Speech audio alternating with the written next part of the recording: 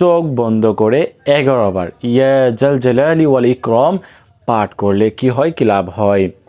ইয়া জাল জালালি ওয়াল ইকরাম, এই আয়াতটি চোখ বন্ধ করে আপনি যদি 11 বার পাঠ করতে পারেন কি হয়, কি লাভ হয়, এই সম্পর্কে আমি আজকে আলোচনা করব। আপনাদেরকে এই গুরুত্বপূর্ণ দোয়াটি আমল করলে কি হয়, কি লাভ হয়, এই সম্পর্কে আমি আপনাদেরকে বলে দেব। তো আজকে আমি যে বিষয়টি নিয়ে আলোচনা করব সেটি হচ্ছে ইয়া জাল জালালি ওয়াল ইকরাম। এই আয়াতটি আপনাদেরকে প্রথমে সহি শুদ্ধ করে নিতে হবে এবং এই আয়াতটির দ্বারাই কিন্তু আপনাদেরকে আমলটি করতে হবে। তো সেই জন্য আমরা প্রথমেই এই আয়াতটি শিখে নেব।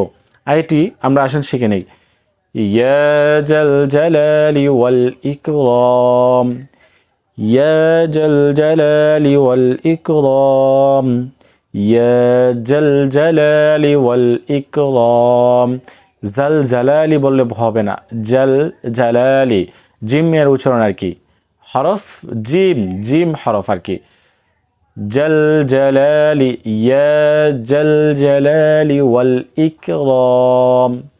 তো এরকমভাবে পাঠ করে সহি শুদ্ধ করে নেবেন। এখন কথা হচ্ছে আপনি এই আমলটি কিভাবে করবেন? পবিত্রতা অর্জন করে ওযু করে পবিত্র স্থানে বসে আপনি প্রথমে 3 বার ইস্তিগফার পাঠ করবেন।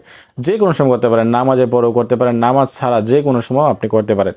প্রথমে 3 বার ইস্তিগফার, আস্তাগফিরুল্লাহ আস্তাগফিরুল্লাহ আস্তাগফিরুল্লাহ, তারপর 3 বার দুরূদ শরীফ পাঠ করবেন। আল্লাহুম্মা সাল্লি আলা মুহাম্মাদ ওয়া আলা আলি মুহাম্মাদ কামা সাল্লাইতা আলা ইব্রাহিম ওয়া আলা আলি ইব্রাহিম ইন্নাকা হামিদুম মাজিদ। আল্লাহুম্মা বারিক আলা মুহাম্মাদ ওয়া আলা আলি মুহাম্মাদ কামা বারাকতা আলা ইব্রাহিম ওয়া আলা আলি ইব্রাহিম ইন্নাকা হামিদুম মাজিদ। দুরূদ শরীফ পাঠ করার পরে আপনাদেরকে ইয়া জাল জালালি ওয়াল ইকরাম পাঠ করার সময় চোখ বন্ধ করে নিতে হবে। চোখ বন্ধ করার মূল উদ্দেশ্য হচ্ছে আপনার ধ্যান খেয়াল মনোযোগ যাতে আল্লাহ তাআলার দিকে থাকে। ইয়া জাল জালালি ওয়াল ইকরাম, ইয়া জাল জালালি ওয়াল ইকরাম, ইয়া জাল জালালি ওয়াল ইকরাম। আল্লাহ তাআলার গুণবাচক নাম থেকে এই নামটি ইয়া জাল জালালি ওয়াল ইকরাম যদি আপনারা এভাবে আমল করতে পারেন তাহলে কি হবে?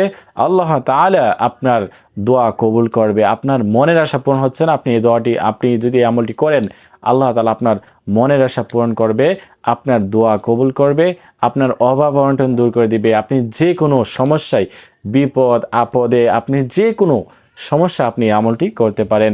তো যে কোনো প্রয়োজনে বা বিশেষ আমলটি যদি আপনারা করতে পারেন আল্লাহ তাআলা অবশ্যই আপনার কথা শুনবেন। তো এই আমলটি আপনারা করার চেষ্টা করবেন। তো আজকের মতো এই পর্যন্তই। আল্লাহ হাফেজ।